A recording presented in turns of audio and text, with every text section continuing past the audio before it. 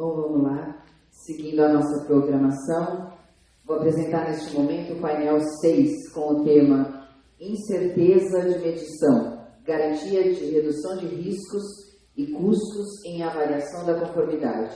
Eu convido como moderador deste painel o Sr. Elcio Cruz de Oliveira, professor e pesquisador na PUC do Rio e Petrobras.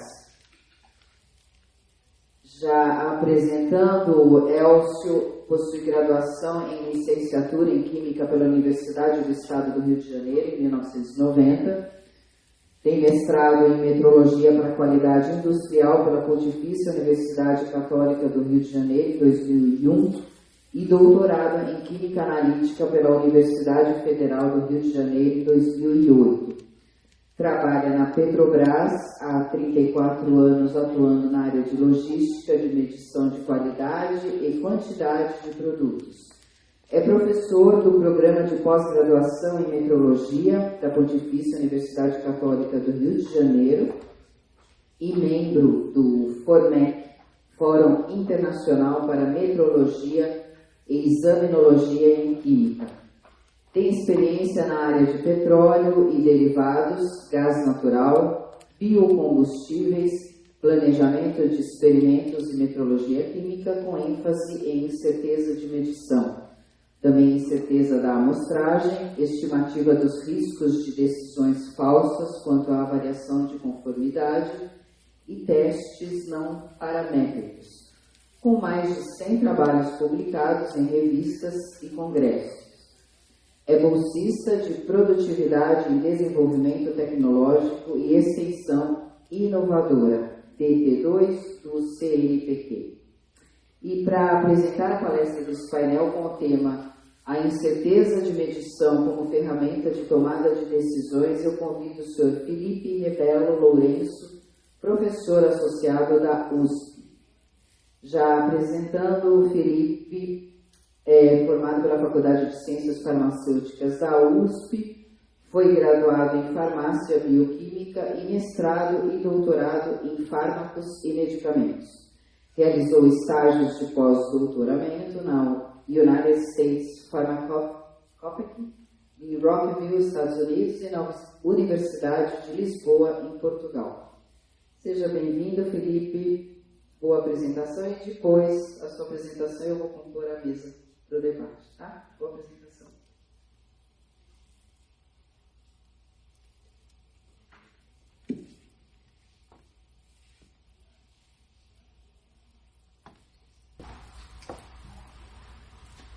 Oi, bom dia. Me ouve bem? Antes de mais nada, quero agradecer ao convite e dizer que é uma satisfação poder falar aqui de um assunto que é super interessante, pelo menos do meu ponto de vista. Espero que vocês também se interessem e entendam a importância do uso da incerteza de medição na tomada de decisões. Pode passar, por favor, o próximo slide? Eu trouxe aqui um pequeno resumo do que a gente vai abordar ao longo dessa apresentação. A gente vai falar então um pouquinho sobre a incerteza de medição. É uma recapitulação muito rápida, né, das abordagens bottom-up e top-down para avaliação da incerteza. O foco maior que a gente vai dar aqui é nas regras de decisão, né, como selecionar as regras de decisão e construir essas bandas de guarda para garantir um risco baixo na tomada de decisão. E vamos falar também sobre diferentes tipos de riscos associados então à avaliação de conformidade: risco do consumidor, risco do produtor, o que é o risco específico, o que é o risco global, o que é o risco particular, o que é o risco total, tá bom? Vamos lá. Pode, por favor, passar para o próximo slide? E eu espero que essa apresentação seja bastante interativa, participativa, né? Que vocês possam contribuir também. E eu quero então propor uma atividade para vocês. Imaginem o seguinte: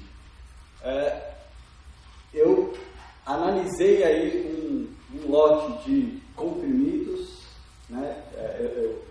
Aliás, vocês já perceberam, né, que eu sou farmacêutico, por isso os exemplos que eu estou trazendo aqui são da área de farmácia, mas é claro que vocês podem extrapolar para qualquer outra área.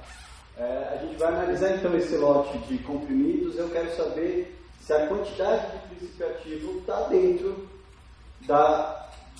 dos limites de especificação regulatória, aquilo que a Anvisa, que a farmacopeia brasileira define. Tá? E aí a gente encontra uma quantidade de 107,7% do valor rotulado, uma especificação regulatória de 90 a 110, conforme está apresentado aí na figura aqui abaixo. O que eu quero saber de vocês vocês aprovariam ou reprovariam esse lote? Tem aqui um QR Code que vocês podem escanear com o celular e aí vocês vão poder responder. Isso vai aparecer aqui na tela em tempo real. Quero saber que decisão que vocês tomariam nessa situação.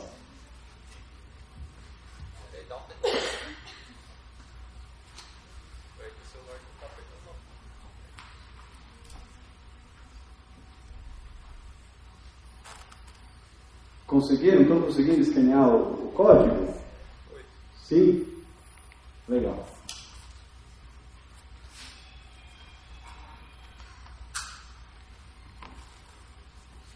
Bom, vamos ver então o que vocês acham.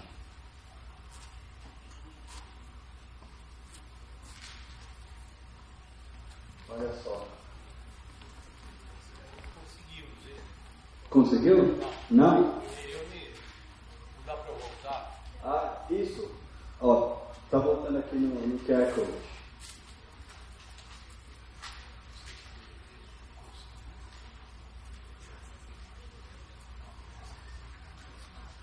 Aí, tá aí o QR Code.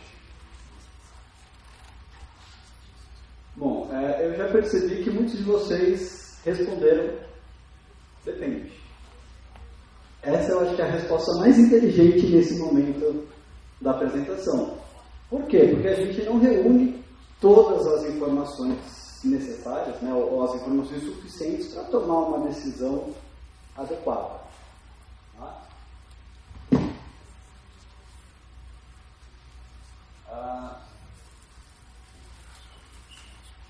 Olha aí, 60% de vocês aí estão em dúvida em relação ao que a gente deve fazer. Legal. Vamos seguir então com os slides e aí a gente vai voltar nessa mesma pergunta, tá? Mas depois de ter mais informações a respeito. Bom, acho que fica claro aqui que para que a gente usa uma medição, um resultado de uma medição? Para tomar decisão. Né? O cenário que a gente acabou de ver, se eu devo aprovar ou reprovar aquele lote de medicamento. Isso vale para diversas áreas, né? Para avaliar a quantidade de agrotóxico residual no alimento, a qualidade de uma água, se ela é potável ou não, se existe algum contaminante no solo, e as mais diversas áreas, né? Os derivados de petróleo aqui que o Elcio trabalha, em todas as áreas a gente vai utilizar essas medições para tomar decisão. E existe aí um grande esforço que vocês que trabalham no laboratório sabem muito bem para garantir a confiabilidade, para garantir a qualidade desses resultados. Então, trabalhar com pessoal treinado, com procedimentos bem escritos, definindo o procedimento que deve ser seguido de forma clara e objetiva. O que mais? Uso de materiais de referência, ensaios interlaboratoriais, ensaios de proficiência, validação de métodos. Tudo isso a gente faz para garantir que os resultados são confiáveis. Mas vocês sabem que, apesar de todos esses esforços, a gente tem sempre uma incerteza associada ao resultado. Tá? Pode seguir, por favor, no próximo slide. Vocês sabem, então, que a gente avalia a incerteza de medição, né? Uma das normas, não é a única, mas provavelmente a principal delas é a ISO 1, que define aí os procedimentos para avaliar a incerteza de medição. Existem também documentos da Hurricane, outros documentos de áreas específicas que podem ser consultados, mas basicamente todos eles, o que eles trazem em comum é que a gente estima uma incerteza chamada de incerteza padrão. Essa incerteza padrão vai ser multiplicada por um fator de abrangência que permite a gente chegar na incerteza expandida, que no fim das contas vai nos fornecer um intervalo com alto nível de confiança de que o valor real se encontra nesse intervalo.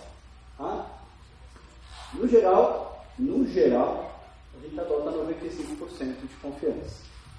E aí pensem bem, se existe 95% de confiança em que o resultado verdadeiro, o resultado real esteja dentro desse intervalo, consequentemente existe 5% de chance dele não estar nesse intervalo.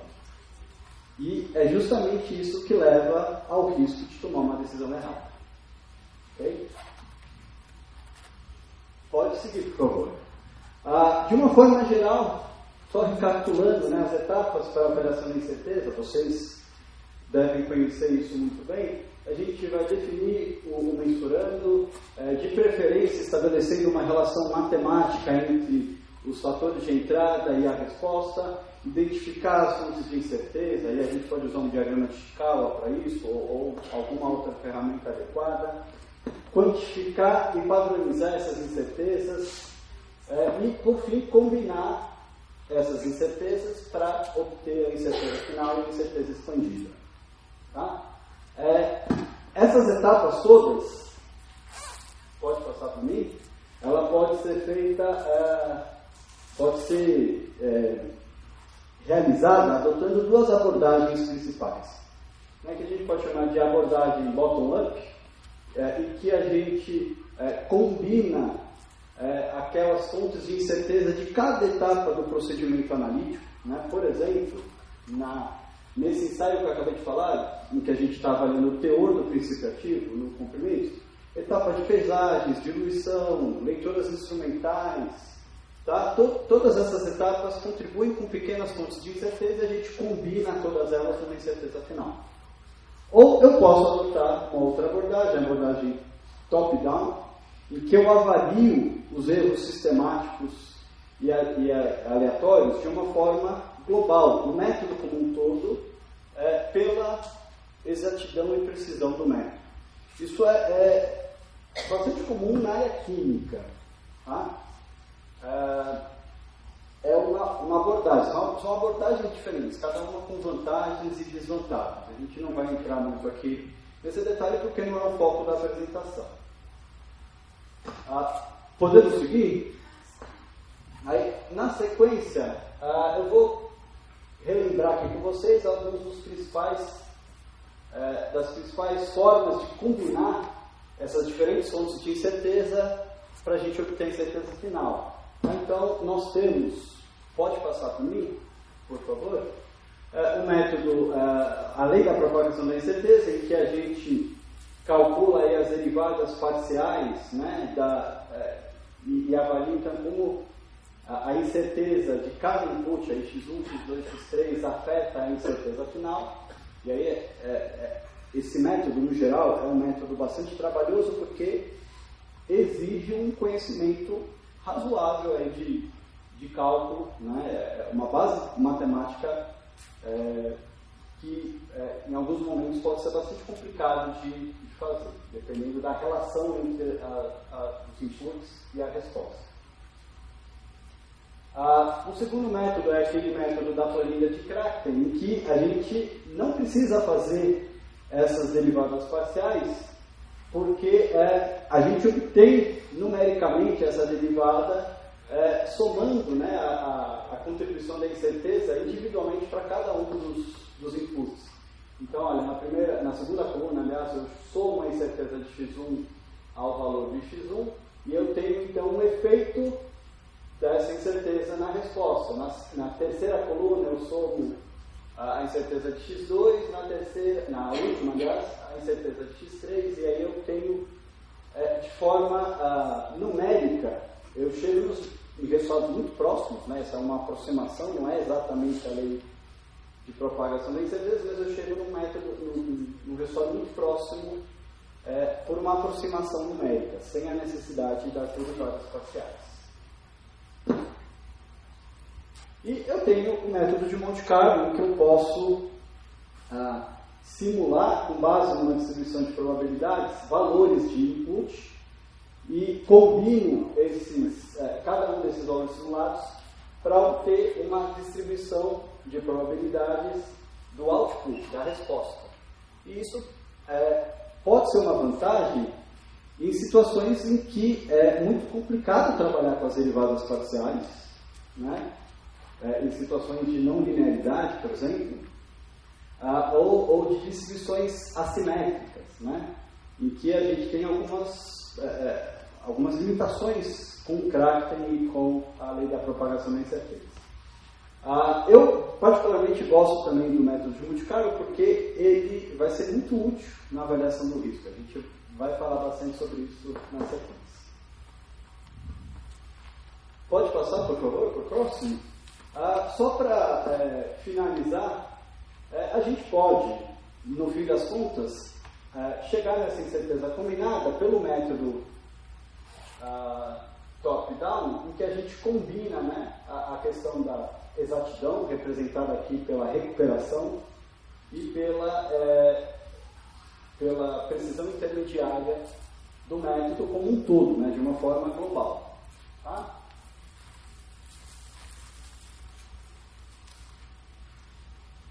Bom, quando a gente vai selecionar um método, no geral a gente pensa em uma série de aspectos, né? O que a gente quer medir, qual é o tipo de matriz em que esse analito se encontra, qual a finalidade dessa medição, né? Por exemplo, na área farmacêutica, o que eu quero? Eu quero uma análise para liberar o lote, é uma análise para avaliar a estabilidade do produto, é uma análise em que eu preciso avaliar a quantidade da substância numa matriz biológica.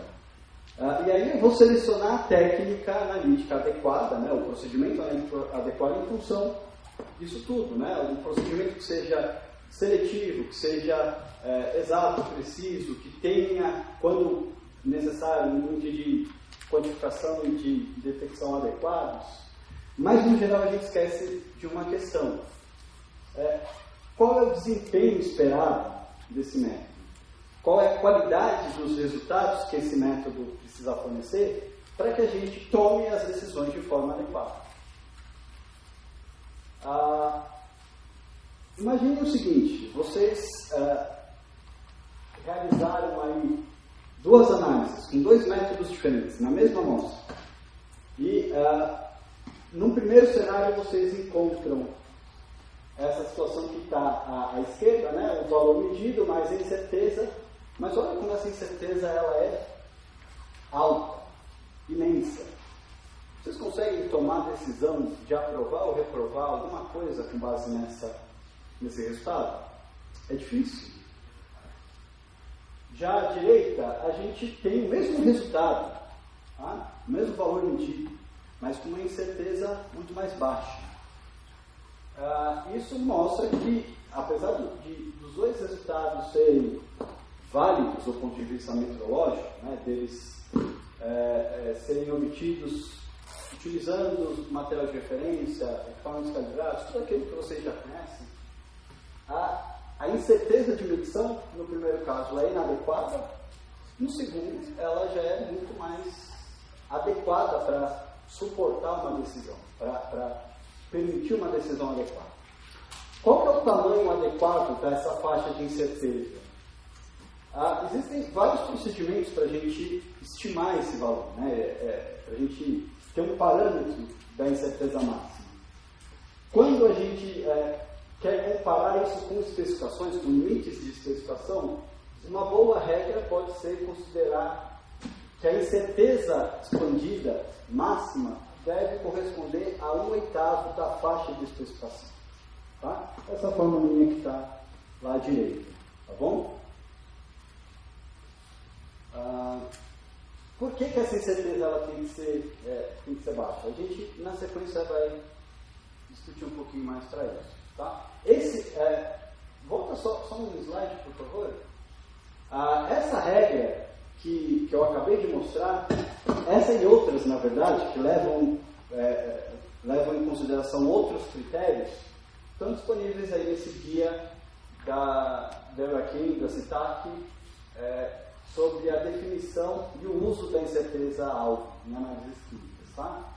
Vocês têm aí a apresentação, se tiverem interesse, depois podem consultar esse material.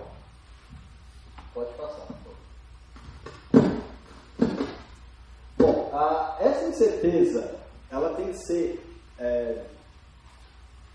adequada, ela tem que ser baixa o suficiente para tomar decisão e evitar cenários que a gente tem, como esses que estão representados aqui, né? Olha, bem à direita a gente tem que o valor medido e a faixa de incerteza está toda ela dentro da faixa de especificação, e aí a gente tem uma situação confortável de aprovar o lote. No outro extremo, bem lá à direita, o valor medido e o resultado de especificação, tudo ele fora da especificação. Também uma situação confortável em relação a rejeitar o lote. Mas, nos dois cenários aqui do meio, a gente fica em dúvida. Porque a gente tem o valor medido dentro e a faixa de incerteza, parte dela está dentro, parte está fora. Ou seja, a gente pode estar aprovando um lote que, na verdade, deveria ser reprovado. Quem paga a conta por essa decisão errada é o consumidor, não é? Imagina no caso do medicamento. O paciente vai receber um medicamento que ele acha que vai ter atividade farmacológica, mas que não vai ter porque a quantidade de princípio ativo está fora do que deveria. Por outro lado, a terceira situação, a gente tem o valor medido fora da especificação, mas quando a gente leva em consideração a faixa de incerteza, a parte dela está dentro. E aí a gente pode então estar reprovando um lote que na verdade é de boa qualidade. Quem paga a conta nesse caso é o consumidor, né? É o fabricante, aliás, é o produtor, é o fabricante que vai jogar fora esse lote quando na verdade pode ser que ele estivesse bom. Tá? Então vocês conseguem perceber como essa informação da incerteza ela é relevante nessa tomada de decisão? Se a gente não tem aquela informação de incerteza, é aquilo que vocês falaram logo lá nos primeiros slides, a gente não sabe o que fazer. A gente fica em dúvida de que decisão tomar. Pode passar, por favor. Bom, eu quero discutir então com vocês diferentes regras de decisão. Tá? Eu vou tratar aqui basicamente de 3 regras de decisão. A primeira delas é a regra mais simples que tem e a que eu particularmente considero que ela não é a mais adequada, apesar de muitas vezes ser a mais utilizada. É a regra de aceitação simples ou do risco compartilhado. O que significa esse risco compartilhado? Eu vou compartilhar, produtor e consumidor vão compartilhar esse risco. Tá? Por que isso pode ser um problema? Porque, na verdade, a gente pode ter um risco elevado, muito alto de uma decisão errada, né? Com essa regra de decisão. Tá? No geral, essa regra de decisão, ela não leva em consideração a informação da incerteza. Ela leva em consideração apenas o valor medido. Tá? Então, se o valor medido está dentro da faixa de especificação, da faixa de tolerância, a gente aprova. Se o valor medido estiver fora, a gente reprova. Simples assim. Tá? Eu coloquei um QR Code. Eu queria que vocês me ajudassem. Esse exemplo é exatamente o mesmo que vocês ficarem em dúvida. Tá? Com essa regra, que decisão que vocês tomariam? Vocês aprovariam ou reprovariam o lote? Tem aí o QR Code para vocês responderem.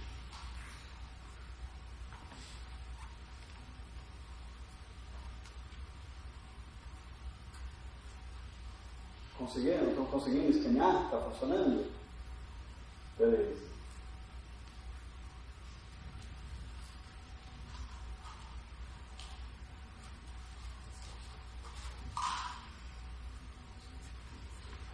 pode pôr para mim na tela para a gente ver como está sendo a resposta de todos?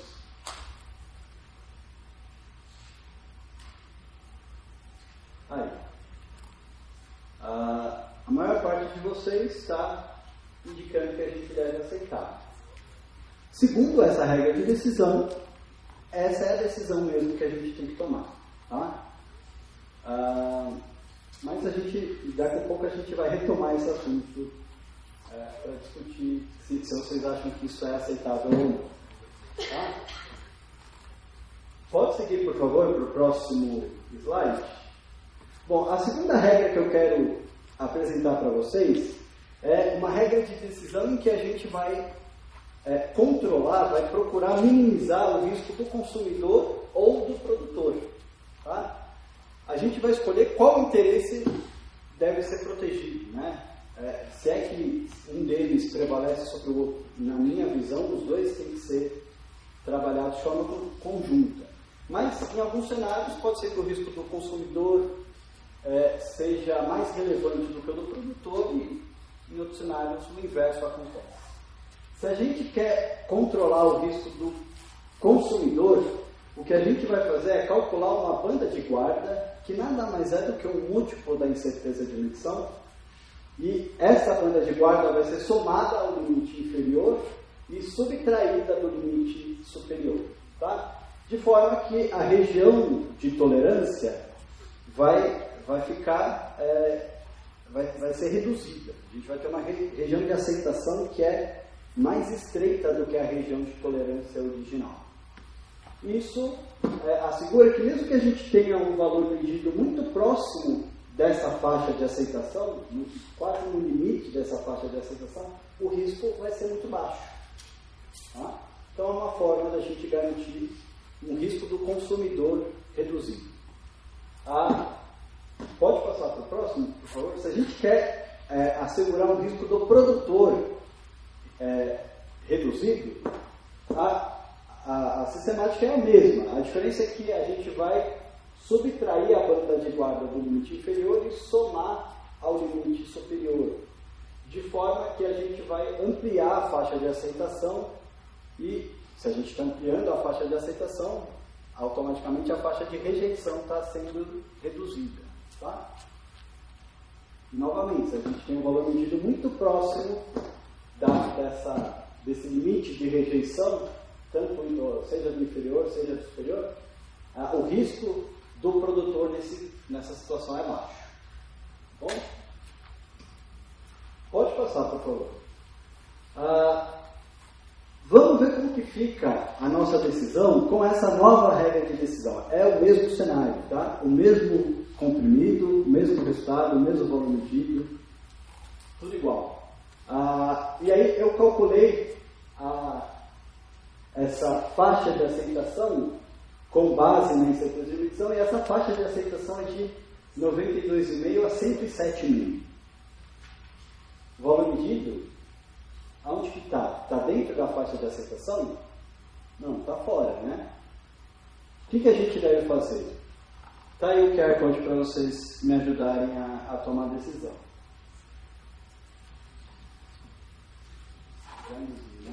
Já dei a resposta.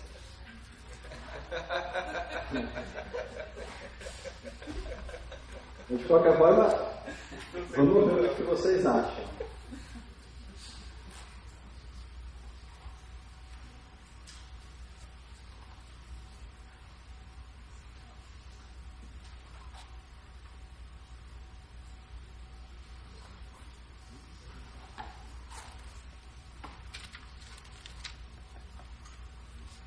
Você pode pôr para a gente na tela?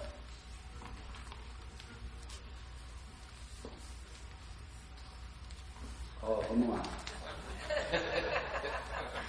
Todo mundo acha que tem que rejeitar. Né? E tá certo, segundo essa regra de decisão, devemos rejeitar.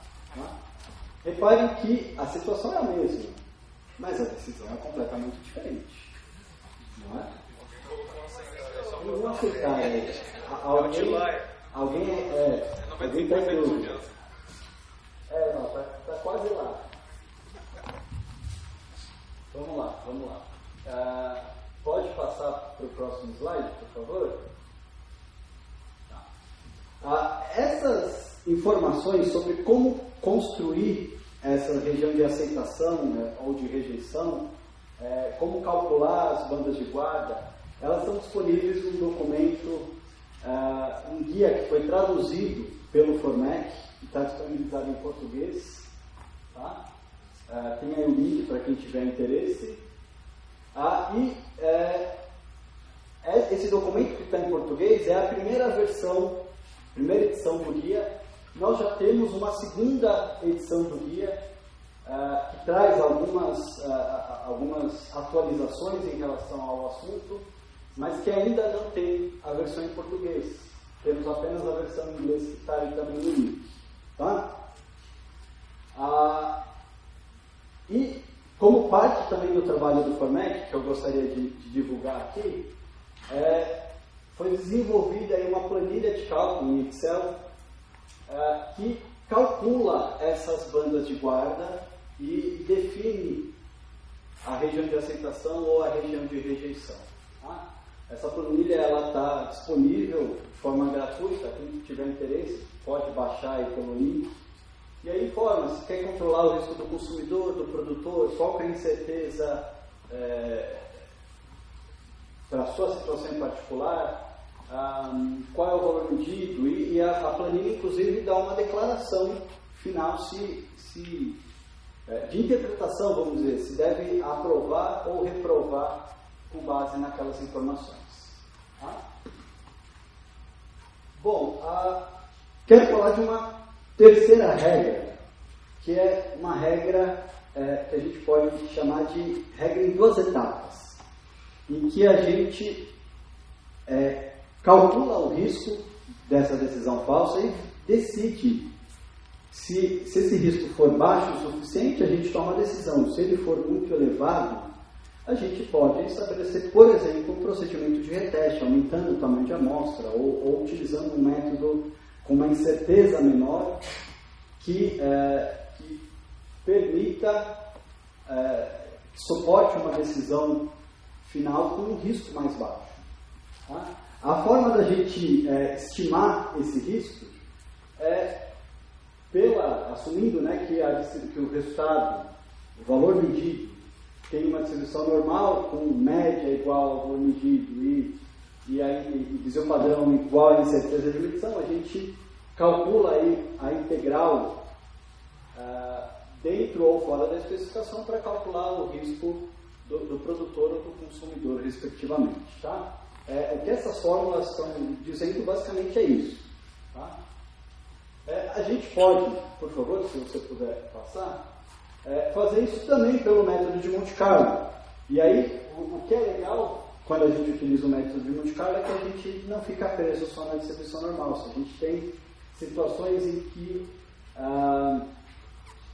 tem o valor medido ou mensurando tem uma distribuição de probabilidade que não é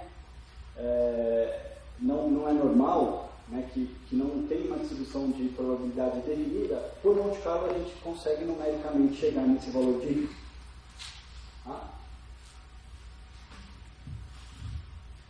Bom,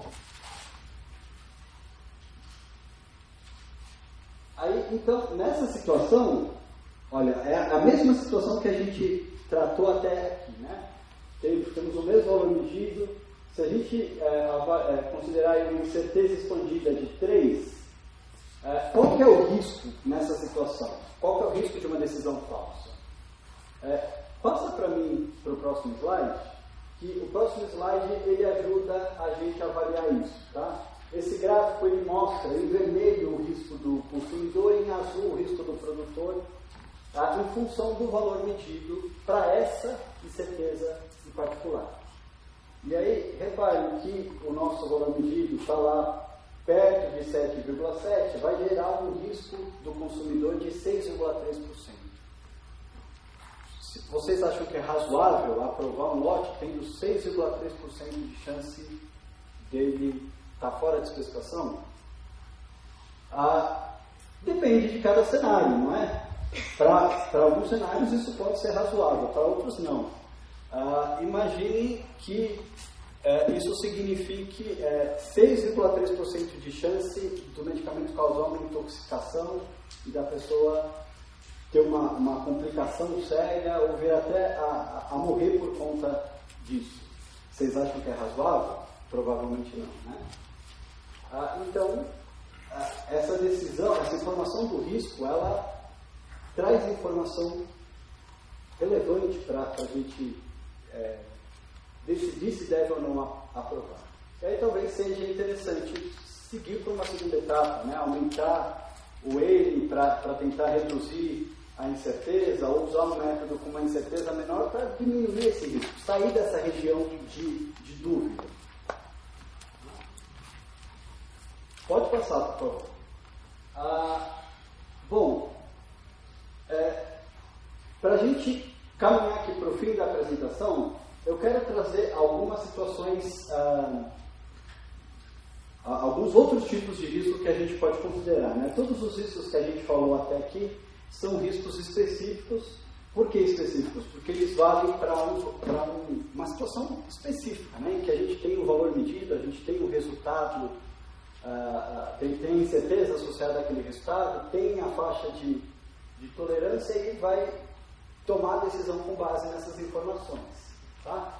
Isso pode ser feito também num cenário em que a gente utiliza a estatística bayesiana, e aí a gente combina a informação do processo com a informação da medida para ter uma avaliação atualizada ou um suporte mais adequado para essa avaliação da medida. Tá? Pode passar para mim? Essa avaliação bayesiana, ela tem aí, leva algumas diferenças em relação à avaliação do risco frequentista, tá? Eu não vou entrar muito nos méritos aqui, mas pode gerar uma situação de que o risco bayesiano é muito menor do que o risco frequentista ou que o risco bayesiano é muito maior do que o frequentista. Por quê? Porque isso depende do processo produtivo, da informação, do conhecimento prévio que você tem sobre esse cenário. Tá? E isso vai impactar o risco. Pode passar, por favor? Uma outra forma da gente avaliar o risco é o risco global. E aí, nesse cenário do risco global, imagine um processo produtivo que opera numa determinada característica. Tá? Por exemplo, aqui a gente tem uma média histórica de 97% com um desvio padrão de 3%. E aí eu tenho, olha, os valores reais no eixo X, e com base na incerteza eu simulo valores medidos para cada item que foi gerado. E reparem que em cinza o valor real, tanto o valor real quanto o valor medido estão dentro de especificação, é uma aprovação correta. Em preto, aqui para baixo, tanto o valor real quanto o medido estão fora de especificação, mas em azul e vermelho a gente tem uma contradição entre o valor real e o valor medido. Tá? O valor real em azul ele está dentro de especificação, mas o valor medido está abaixo, então a gente está reprovando erroneamente. E em vermelho, o valor real está abaixo de especificação, mas o medido está dentro de especificação. Então, é uma aprovação errônea, né? É o risco do consumidor. Essa situação, ela permite a gente ter uma avaliação global do processo produtivo como um todo. Tá? Então, ela é interessante por esse aspecto. Pode seguir? Bom, então a gente falou de risco do consumidor, risco do produtor, risco específico, risco global. Eu quero, para encerrar aqui, falar um pouquinho sobre risco particular e risco total. Tá? Até então a gente comparou um parâmetro, né, uma resposta com a especificação. E se a gente tem dois parâmetros para ser avaliado naquele produto ou naquela situação? Por exemplo, aqui uma associação de princípios ativos, princípio ativo A e princípio ativo B. eu tenho riscos do consumidor ou do produtor particulares para cada parâmetro. Risco do parâmetro A, risco do parâmetro B. E quando avalio a conformidade como um todo, levando em consideração os dois parâmetros, eu tenho o risco total. E o risco total, ele não é necessariamente a soma dos dois riscos. Tá? Olha só, o risco do parâmetro A é 3,9, do parâmetro B, 4,2. O risco total não é necessariamente a soma dos dois. Por quê? Porque a gente tem situações em que ambos os parâmetros estão fora. Então a gente precisa desconsiderar isso. Passa por último, por favor. Essa situação, ela se torna ainda mais complicada de avaliar se os parâmetros estão correlacionados, tá? Por algum motivo, seja pela forma com que eles foram medidos, seja por uma característica do próprio produto, ou do próprio material, né, que leve a essa correlação pode aumentar ou diminuir o risco total. Então é um cenário que vai se tornando cada vez mais complicado. Tá? Pode passar, por favor? Para encerrar, eu quero trazer aqui alguns desafios que a gente tem pela frente. Alguns deles a gente está tratando, né, são projetos de pesquisa que a gente tem lá no nosso laboratório. Por exemplo, a avaliação da conformidade multivariada, essa situação com 2, 3, 4, 10 parâmetros, como que a gente avalia? Situações em que o valor da incerteza, ela por algum motivo é assimétrico. Né? A gente não tem uma distribuição normal, mas tem uma distribuição log normal, ou tem uma distribuição outra que leva a uma situação de incerteza assimétrica. Isso vai afetar o risco de forma diferente quando a gente compara em relação ao limite inferior e ao limite superior. A avaliação de conformidade para ensaios qualitativos, como que a gente faz isso? Tá? Tem um documento da Eurachem que traz algumas orientações sobre isso. Tá? Como que a gente pode utilizar a informação da incerteza em estudos de estabilidade, por exemplo, de medicamentos ou de produtos químicos de uma forma geral? Como a gente pode melhorar os métodos analíticos com base nessa informação da incerteza?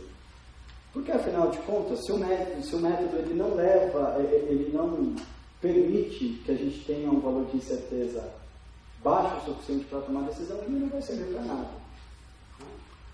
E, por fim, uma situação muito particular da área farmacêutica, como que a gente pode utilizar a informação da incerteza para avaliar equivalência farmacêutica, ou seja, se o medicamento genérico vai ter a mesma eficácia, a mesma segurança do medicamento referência. Tá? Temos aí um projeto para tratar sobre isso. Tá? Ou seja, são inúmeros os desafios. Tá? O que eu espero aqui com essa apresentação? Espero que, não que vocês saiam daqui experts no assunto, até porque tem muita coisa para aprender, vocês acabaram de ver isso, mas pelo menos que vocês tenha conseguido despertar em vocês a importância de considerar a informação da incerteza de medição na tomada de decisão. Tá? Essa eu acho que é a principal mensagem. A gente viu aí como avaliar isso, adotar a abordagem top-down, bottom-up, como definir esses limites, né, de aceitação, de rejeição. Uma questão que a gente não comentou aqui, porque iria estender muito, é a questão da incerteza da amostragem. A gente falou da incerteza analítica, mas e a incerteza associada à amostragem? Tá? É um outro mundo para a gente explorar. Tá? Mas a principal mensagem é isso. Tenham isso em mente. Se a gente não tiver informação da incerteza, fica muito mais difícil de tomar uma decisão adequada. Tá bom? Bom, algumas referências aí que eu usei para a apresentação. E Obrigado pela paciência de todos. Muito obrigado pela apresentação.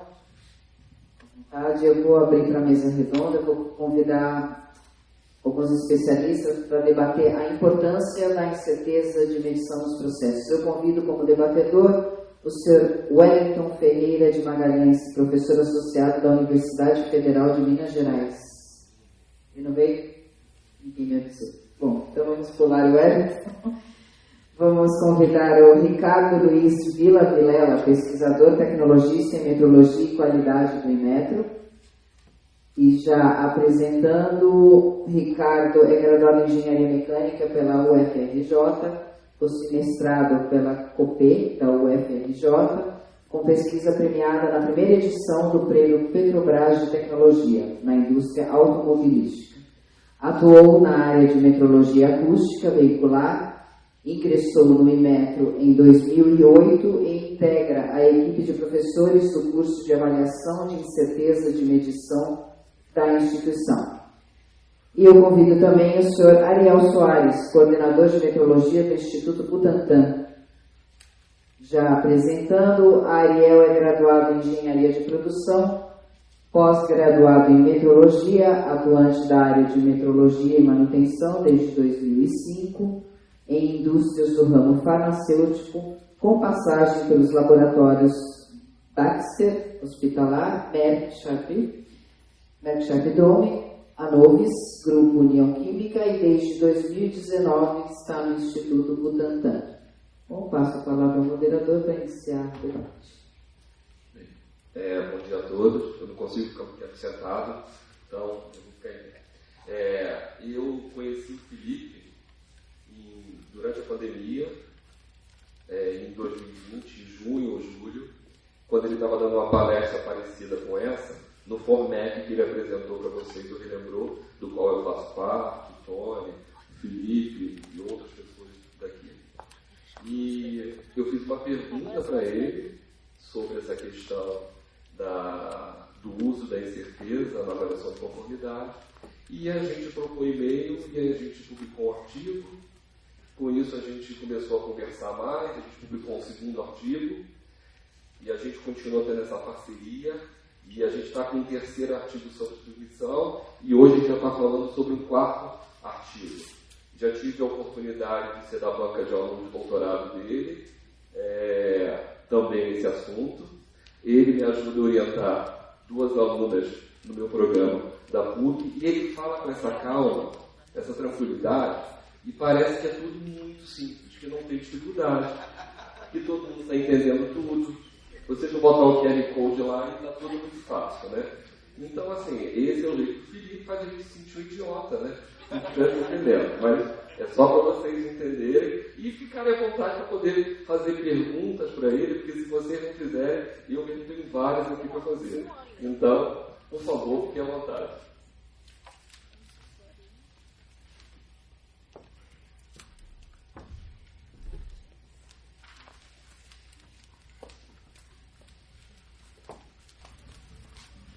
Bom dia a todos. Primeiro, parabenizá-lo, professor Felipe, pela apresentação.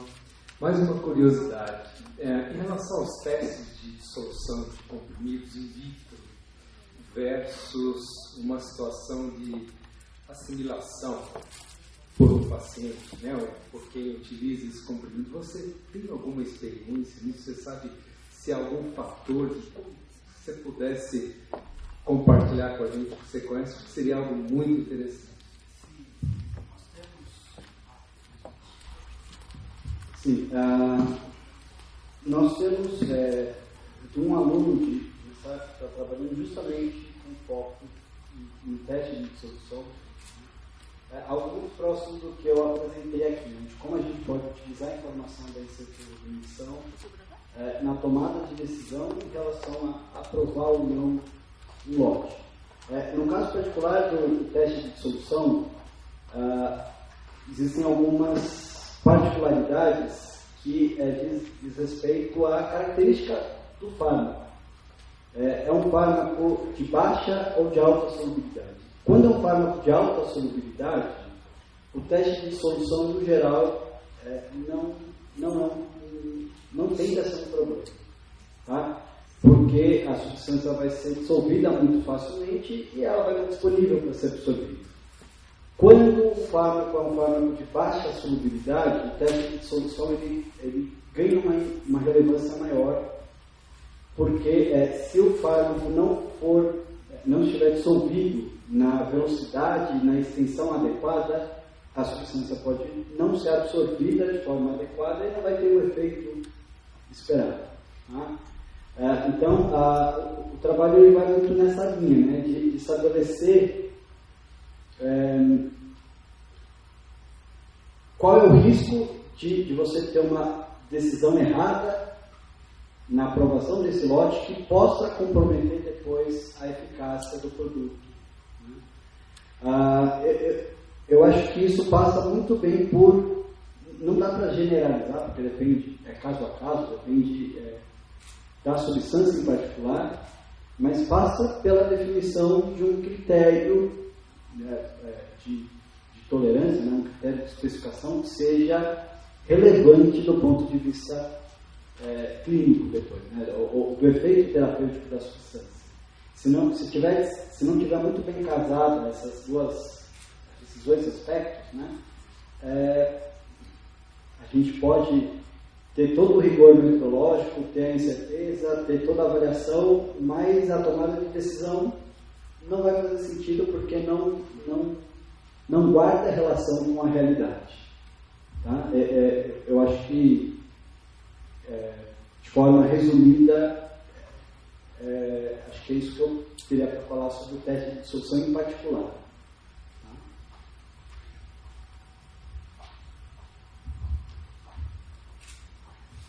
Perguntas?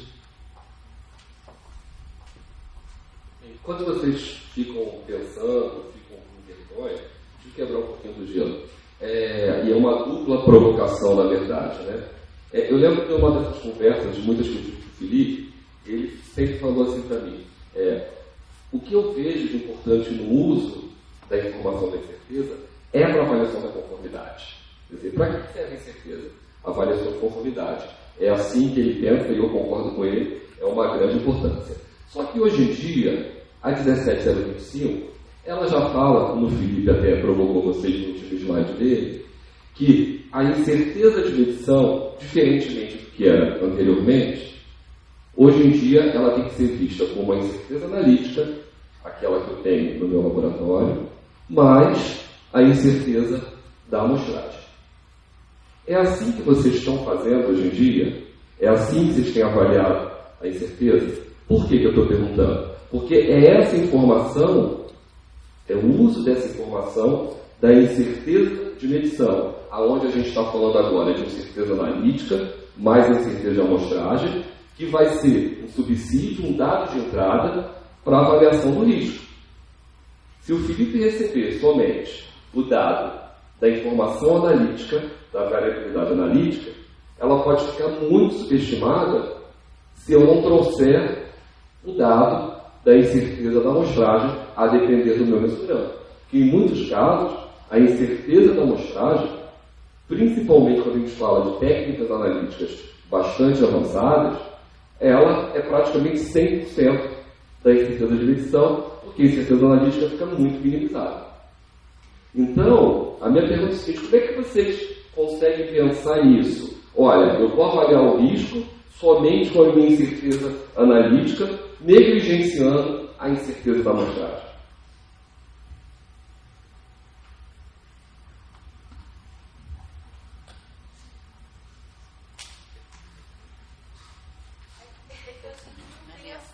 Consegui deixar. Obrigado, gente.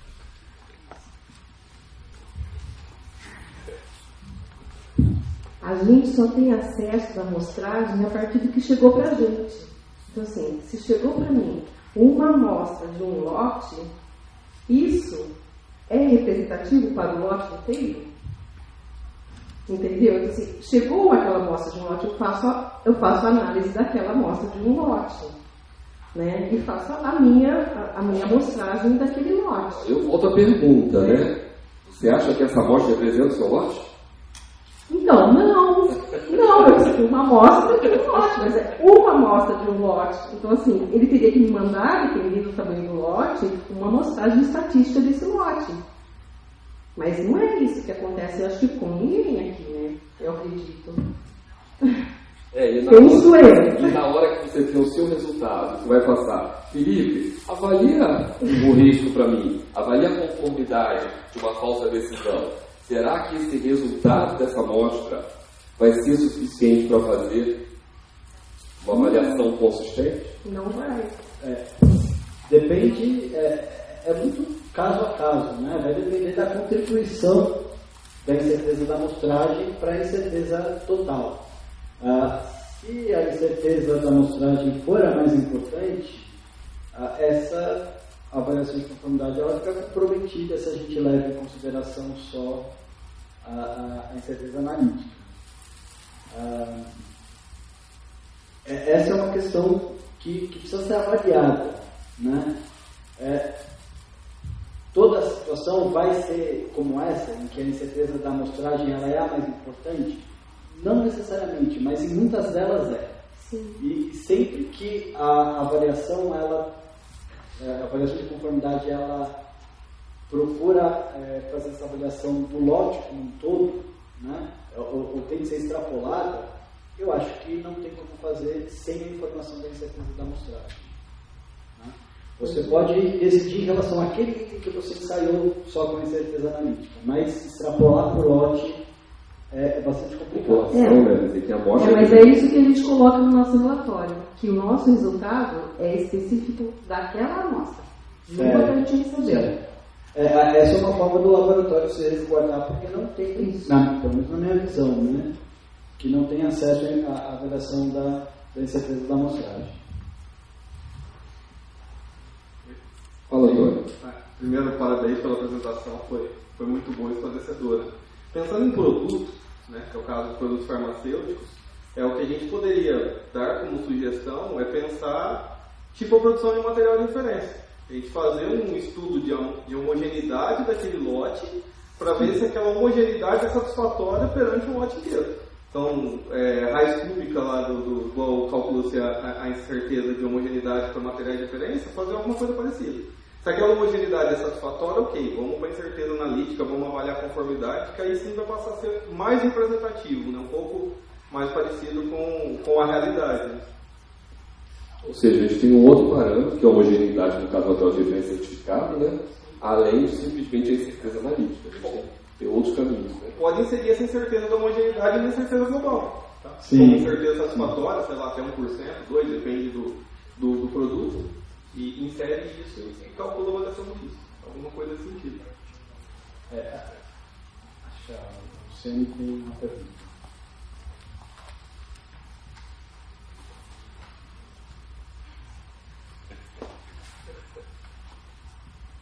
Oi, bom dia, parabéns pela apresentação, gostei muito, são os meus orientadores. O que eu gostaria de ponderar é que é necessário saber se o processo está sob controle. Né?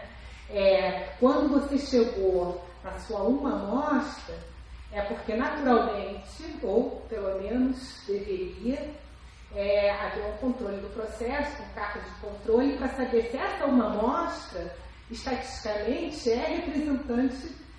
representa fidedigamente esse produto, né? Tem processos que você vai controlando e você chega à conclusão de que tem que, de 15 minutos, tirar uma amostra para ser fidedigna daquele resultado.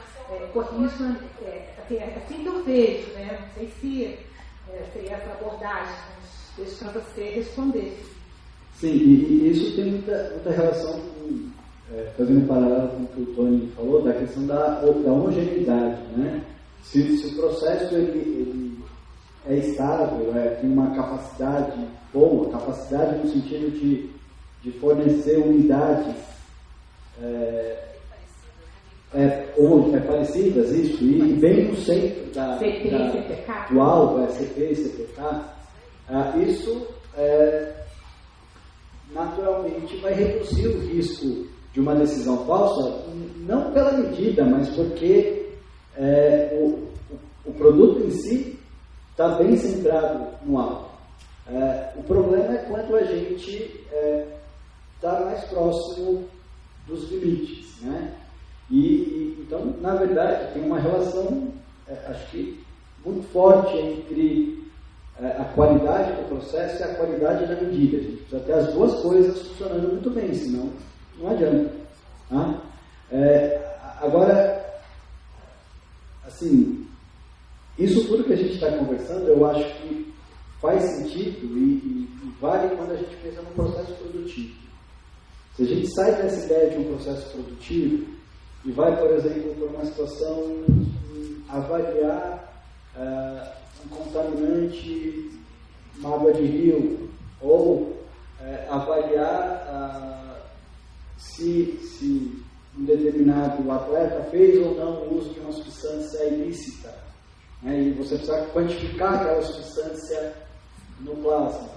A gente não tem mais a situação do processo, tá? E aí mas a tomada de decisão ela continua sendo baseada na medida, tá? Então eu queria colocar essa ponderação, né, de que nem sempre a gente tem essa informação do processo para lidar e para, por exemplo, estimar aquele risco global que eu mencionei. Tem situações em que você vai ter que lidar e tomar decisão com base em nenhuma informação sobre o processo. Tá? Até porque isso não se aplica ali no funcionário. Eu acho que o recado é esse, né? É sair daqui pensando que quando a gente vai fazer a avaliação de risco, avaliação da conformidade, a gente precisa ter um valor de incerteza associado. Agora, essa incerteza vai depender de cada caso.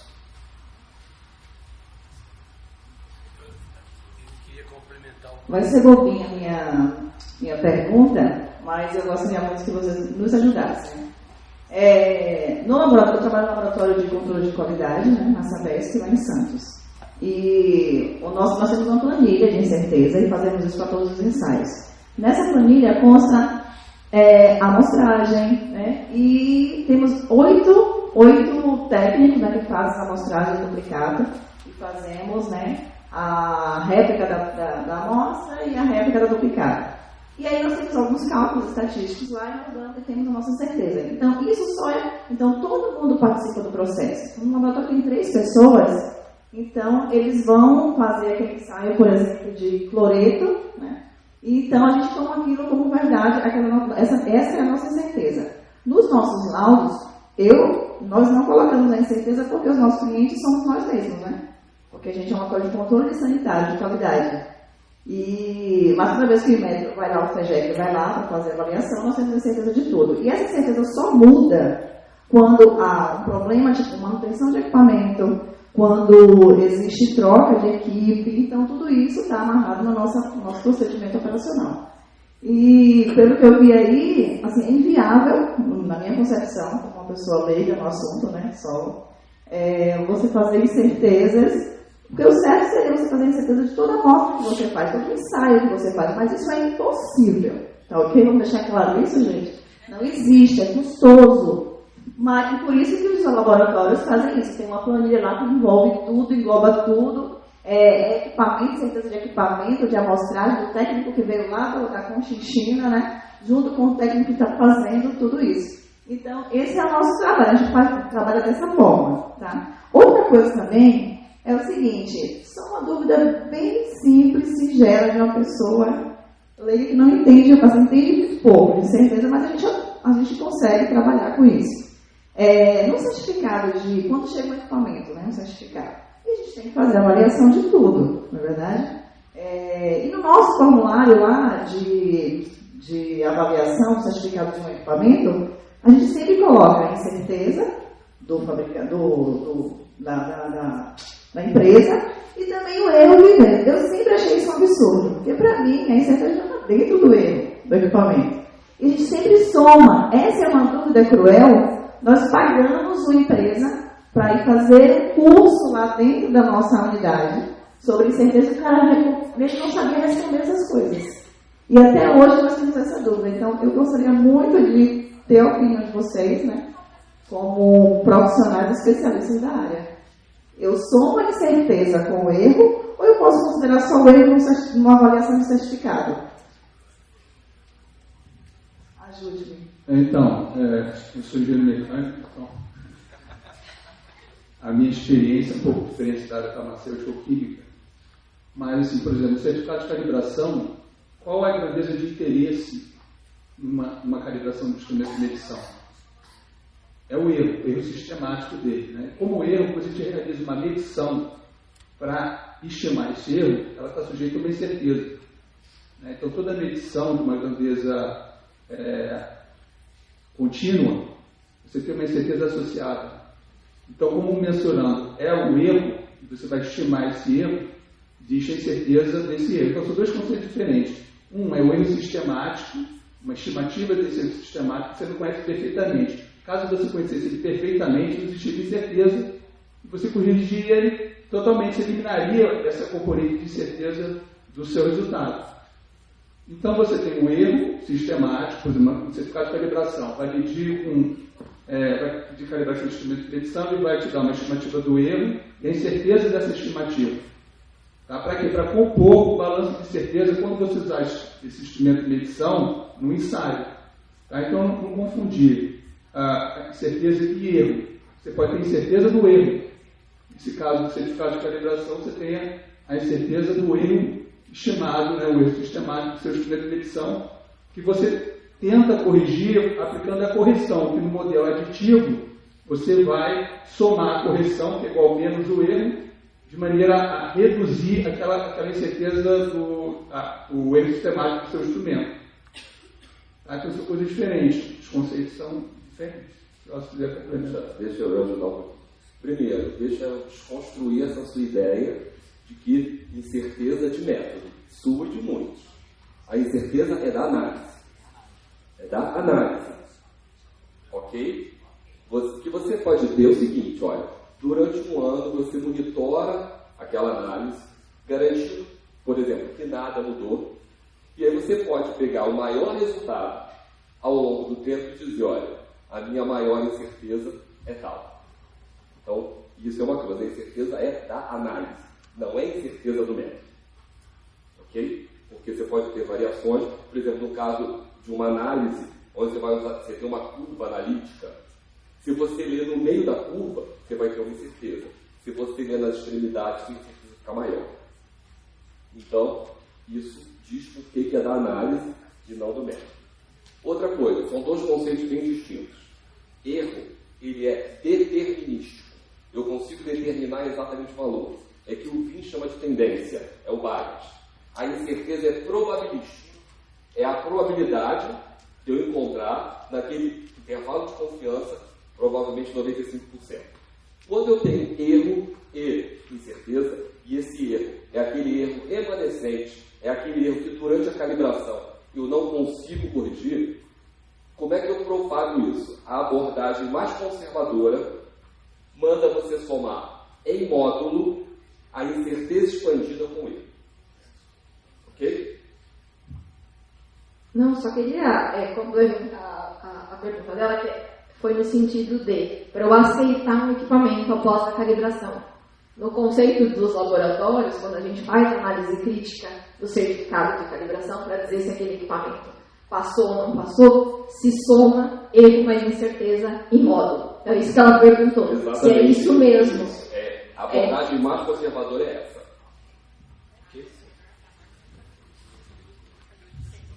Informação revolucionária, tá? Porque eu vou passar isso pra galera e agora... Porque eu já tinha... nós já tínhamos... tivemos uma reunião sobre isso e eu fui veemente contra que não deveria somar, né? Porque eu já tinha ouvido outros palestrantes dizendo que não era para somar. Então, tipo assim, é uma loucura, gente. Mas agora a gente vai... Seu mundo caiu hoje. Meu mundo caiu. E quem certeza não é do método, tá nada. Então, arrasada. Realmente hoje você vai... Mas feliz porque deu uma... esclareceu um pouco a minha mente. Elcio.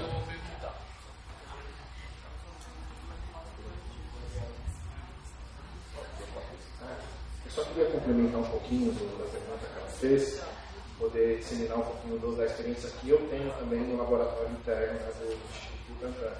Isso que você comentou, principalmente quando a gente fala sobre equipamentos analíticos de laboratório, diversas vezes a gente fica nesse impasse também em relação à incerteza da qualificação completa, ou mesmo das calibrações dos pontos específicos, né, dependendo da particularidade de cada equipamento. E muitas vezes a gente recorre ao fornecedor que detém, né, essa exclusividade, esse domínio desse assunto, e nós recebemos muitas vezes a resposta de que sim, que dependendo do certo tipo de grandeza ou equipamento, você não precisa considerar aquela incerteza. Para nós é muito estranho isso realmente, porque quando você tem um instrumento simples, manômetro, termômetro, isso é muito intrínseco de que você tem que considerar. Mas isso acontece também que o fornecedor diz que você pode simplesmente descartar aquela incerteza que vem declarada, né, no book de qualificação, no certificado de calibração. É um assunto bem polêmico. Não, você vê que a regra de decisão está mal definida. A gente precisa de uma regra de decisão clara em relação a qual uma decisão ele vai ter em função do resultado de medição. A gente tem que ter uma regra de decisão, por exemplo, banda de guarda, né? Ou seja, qual é o intervalo de aceitação. Dentro desse intervalo de aceitação você já pode ter um requisito adicional do tipo a incerteza máxima admissível. Entendeu? Ou seja, está faltando uma regra de decisão clara para ali o laboratório, na hora de fazer uma avaliação da conformidade, né, tomar decisão, conforme ou não conforme, se deve ser, o item deve ser aceitar ou rejeitar, tem que ter uma regra de decisão clara. Acho que isso está faltando. E eu acho que essa apresentação do Felipe nos ajuda a desenvolver uma regra de decisão, a ficar atento a ter uma regra de decisão que não só seja clara, mas que contemple simultaneamente o interesse do consumidor e do produtor, né? E ao mesmo tempo verifique se no momento que você reduz o risco do consumidor, você aumenta do produtor, se fosse cobertor curto, né? E como é que você faz esse cobertor ficar mais longo, de maneira que você consiga reduzir ambos os riscos? Investindo em metodologia. Aí entra os laboratórios acreditados, entra o INMET, para solucionar o problema, né? De maneira que você reduza ambos os riscos com uma certeza de medição menor do que é praticada anteriormente.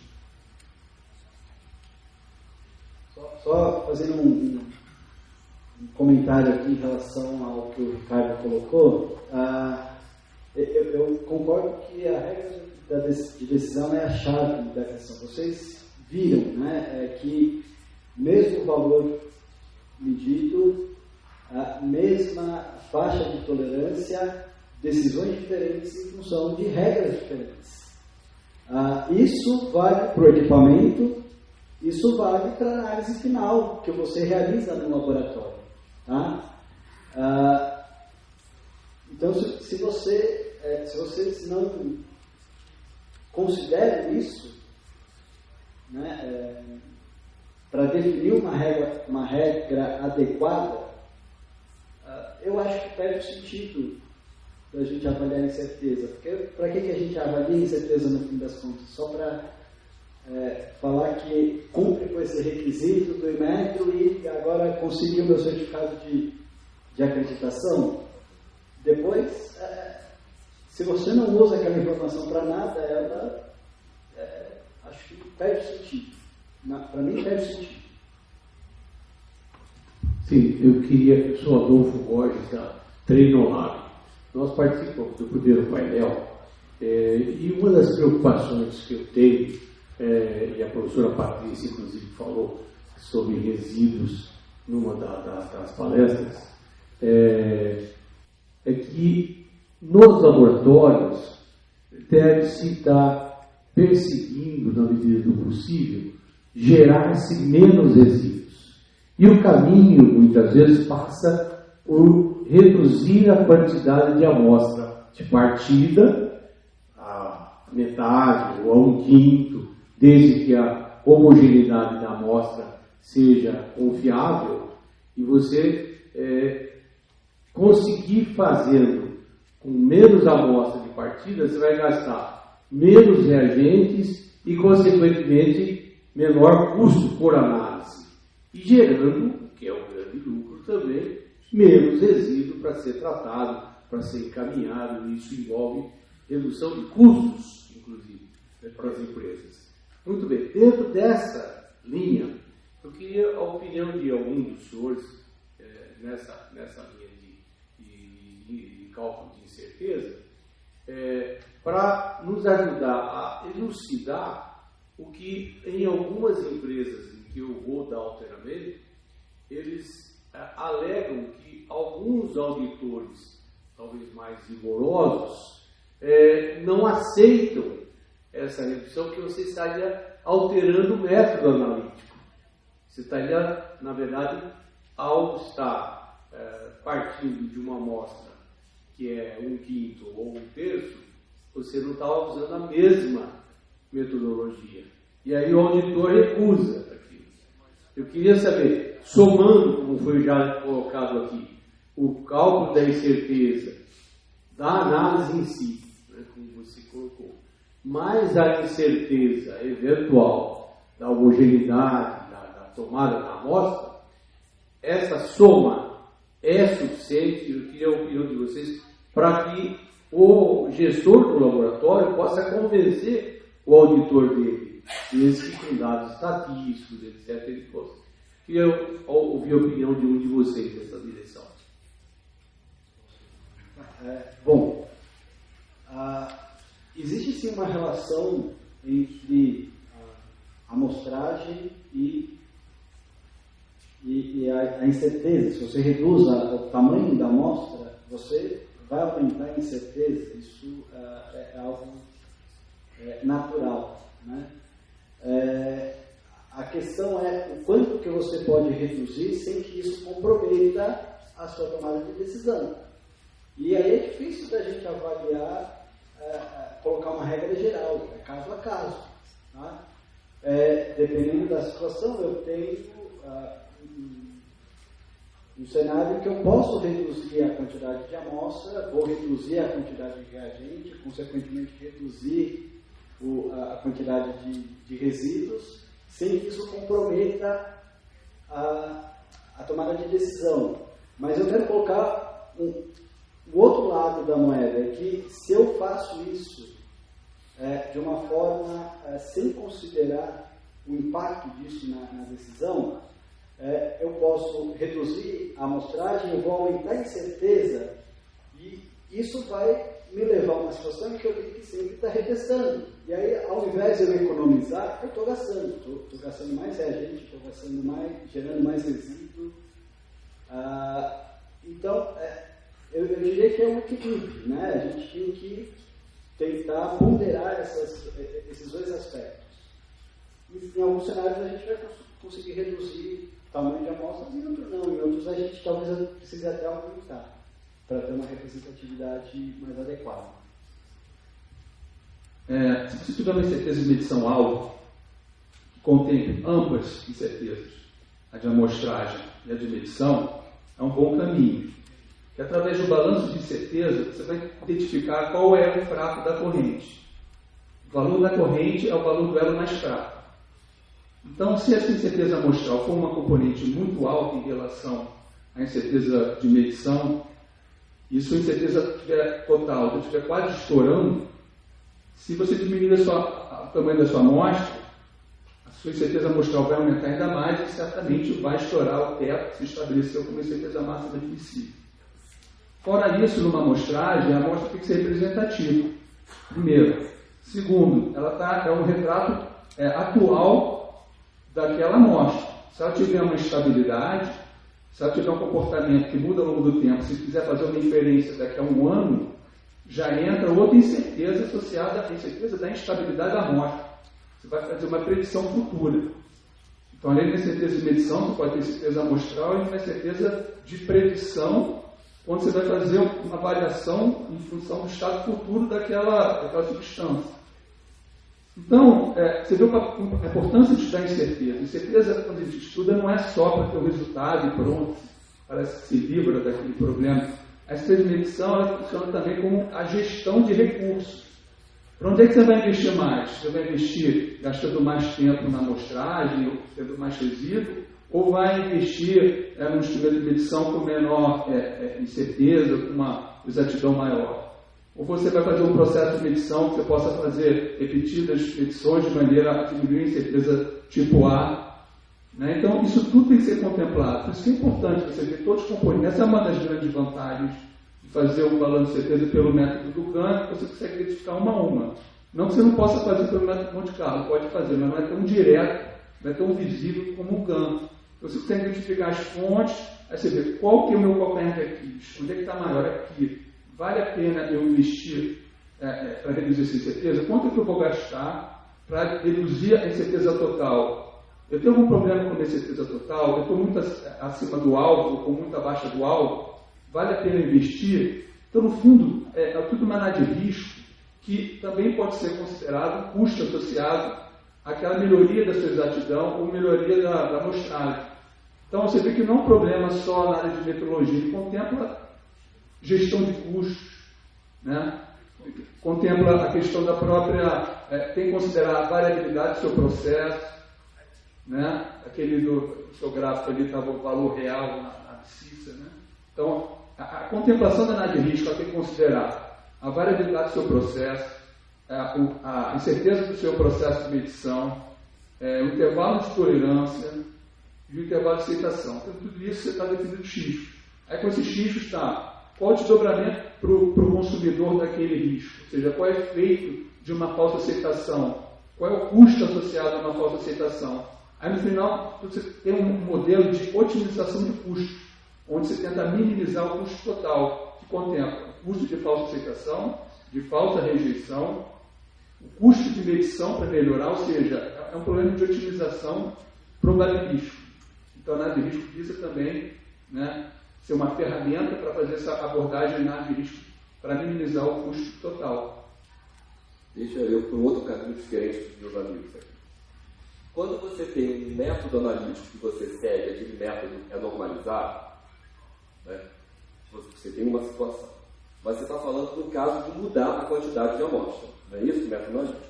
Existe um dos guias mais antigos da Euraquen. A Euraquen tem vários guias. O Felipe mostrou dois aqui, que é o da incerteza-alvo e o do uso da informação da incerteza na avaliação de conformidade. Mas ele tem um guia para validação, que é o Fitness for Purpose. Ou seja, ele visa dizer se aquele método analítico ele está adequado ao seu uso. Cada vez que você muda algum parâmetro do seu método analítico, ele deixa de ser aquele método normalizado. Você tem que validar esse método. E aí você tem que calcular o que nós chamamos de parâmetro de desempenho, para você ver se mudou de maneira significativa ou não a sua incerteza. Então, uma sugestão que eu dou, muda o tamanho da amostra, faça uma validação do novo método e compara a incerteza encontrada com o tamanho da amostra original versus o tamanho da amostra reduzido, para ver se estatisticamente eu tenho diferença da incerteza com base no tamanho da amostra. Perfeito. Obrigado. Eu só gostaria, dentro dessa linha que você colocou agora no final, pela experiência de vocês, essa revalidação do método com a nova amostra para reduzir menor quantidade de resíduo, você estima que 100 amostras, por exemplo, dentro de um desvio aceitável, tem um DOC CEGEP específico para isso. Você deve usar mais 8, amostra, alguma coisa assim, depende do esperado desempenho, você vai precisar seguir isso. Entendeu? O próprio método vai mostrar. O método tem um documento só sobre validação. Beleza, obrigado. Talvez DOC CEGEP 033, alguma coisa assim. Se não for isso, mas é fácil de achar. Tá ótimo, obrigado. É o 8. Obrigado, Felipe. Perguntas?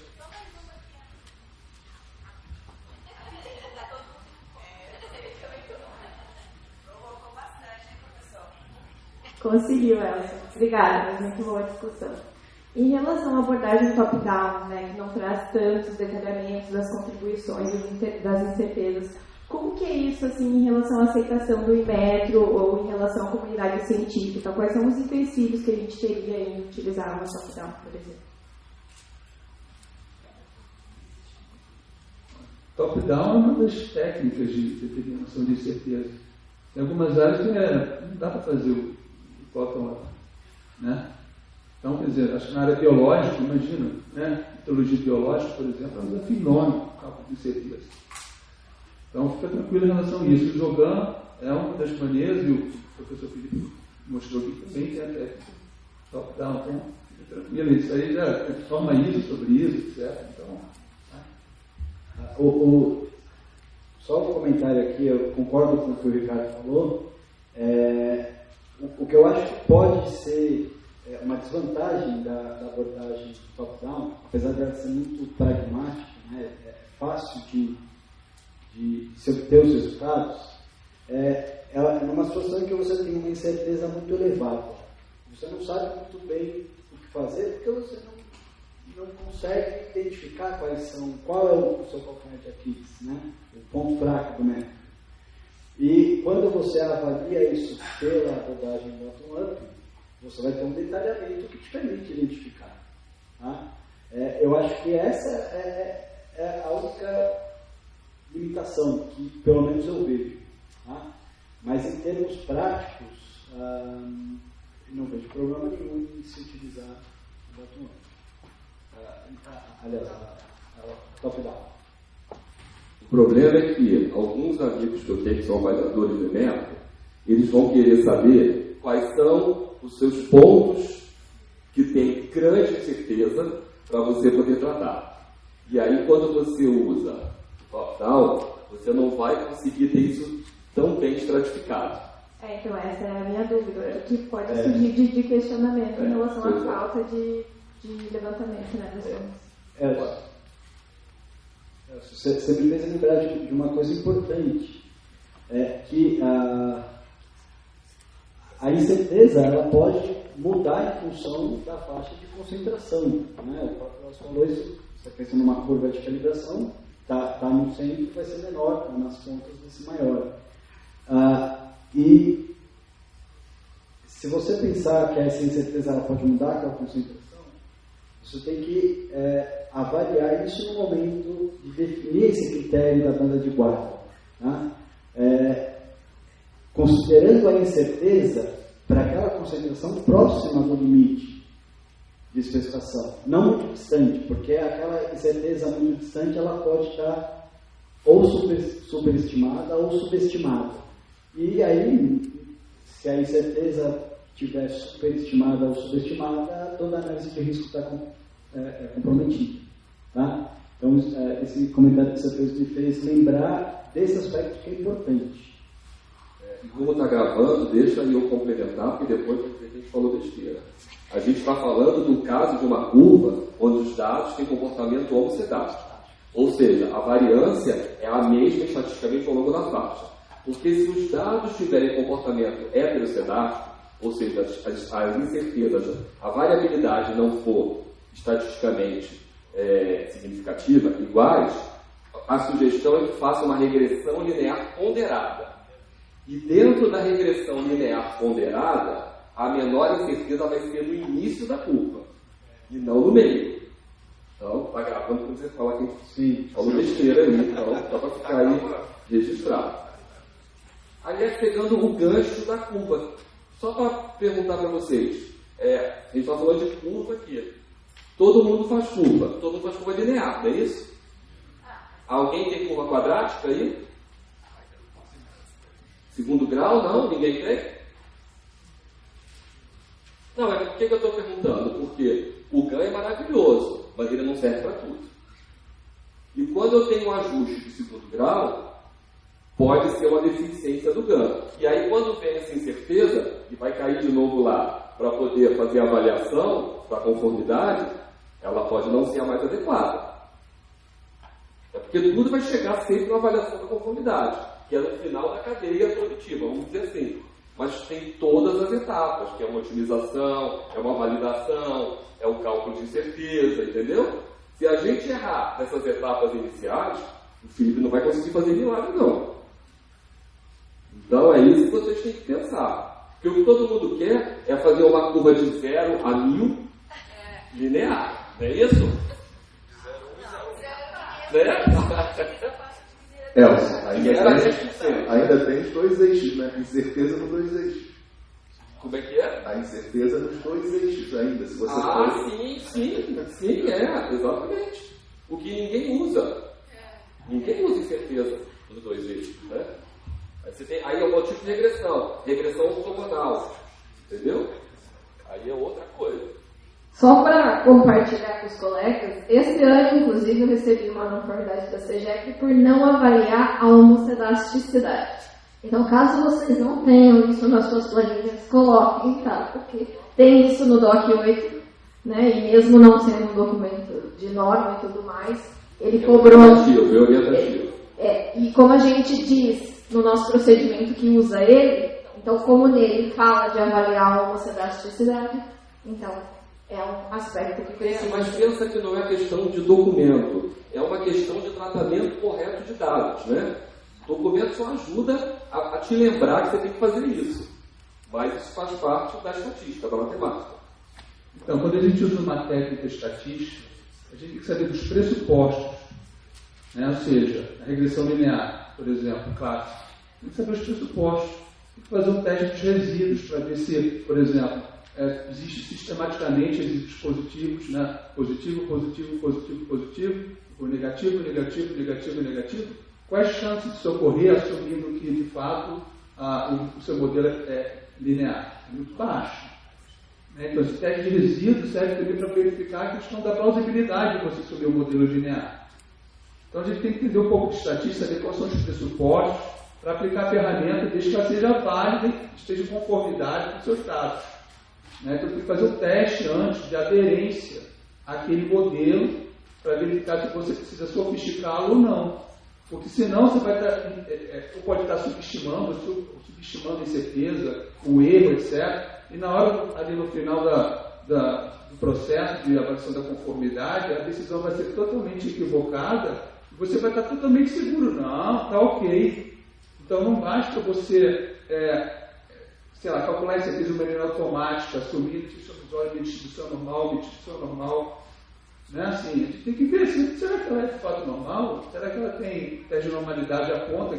Ou tem um conhecimento prévio do meu resultado, de forma que eu possa assumir que a distribuição é normal? Eu tenho que usar o método Monte Carlo ou não? Ou seja, a gente tem que entender que essas ferramentas não são gerais, servem para tudo, não é uma cartola que serve o que a gente quiser de fazer uma varinha de mágica. E outro mito que a gente tem, que eu acho importante derrubar, é que a dúvida e certeza grande é bom. Né? A pessoa pensa, não posso subestimar a incerteza, mas superestimar não tem problema. Tem sim. Tem, porque você, numa tomada de decisão, a pessoa fica travada. A incerteza é tão grande que ela não sabe se ela deve aprovar ou rejeitar. E entra numa área de dúvida lá, que aí ele vai ter que fazer uma nova medição, né? Porque não dá para ficar na dúvida eterna. Afinal, vai ter que decidir se vai aceitar ou rejeitar. Então, vamos fazer uma nova medição, de melhor qualidade, para ter uma incerteza menor, para ir com um risco baixo de falsa aceitação e falsa rejeição. Então, no final das contas, esse mito que certeza alta não tem problema, ou seja, superestimada não tem problema, como fosse a faixa de segurança, isso é ruim. Tá? Então, a importância é a gente calcular a incerteza, contemplar todos os componentes, para não dar aquela gordurinha de aumento de certeza para ficar confortável enquanto o laboratório de não ter um problema em relação ao resultado. Assim, de forma muito resumida, uma incerteza superestimada vai levar a um risco superestimado, que vai justamente na contramão do que a gente quer, que é minimizar o risco. Né?